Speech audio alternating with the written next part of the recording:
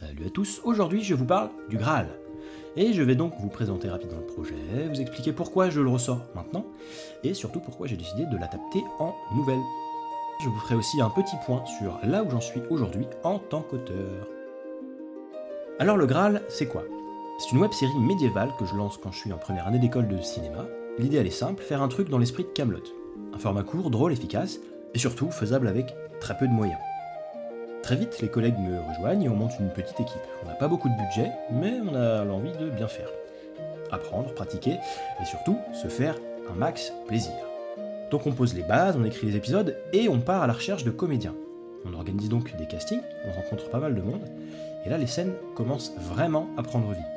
Ensuite il faut, roulement de tambour, un décor. Et là, gros coup de chance, on est accueilli au château de la Motte-Glin. On peut tourner toutes nos scènes là-bas. Franchement, c'est un lieu incroyable, donc si vous avez l'occasion d'y faire un petit week-end culture, foncez. Qui dit série médiévale dit aussi costume. Et là, c'était un peu système D. On a fait des prêts à droite à gauche, un peu d'achat et un peu de location. Donc on avait à peu près tout, sauf des chaussures. Du coup, pour éviter le combo costume médiéval et basket blanche, on a pris une décision très simple, mais un peu pénible, 0 plan large. Et oui, toute la saison 1 est tournée sans jamais voir les pieds des comédiens. Et fun fact, on a refait exactement la même chose en saison 2. Bah oui, parce qu'on n'avait pas plus d'argent, donc pas plus de chaussures.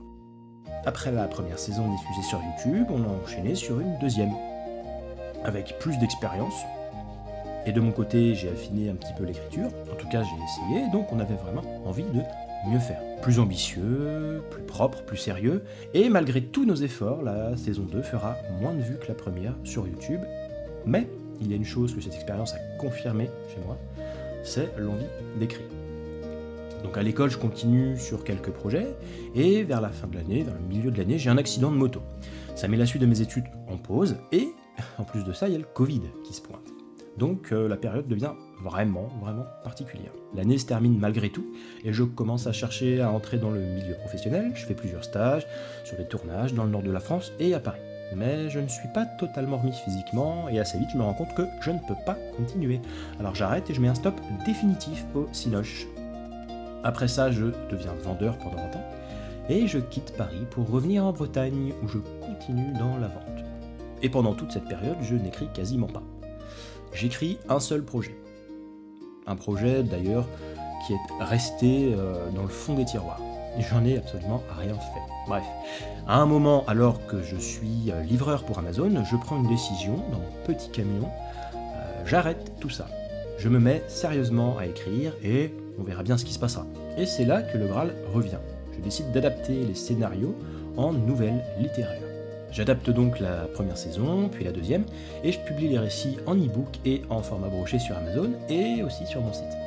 Et en faisant ça, il se passe quelque chose. Je réactive une partie de mon cerveau qui n'avait pas vu la lumière depuis un bon moment.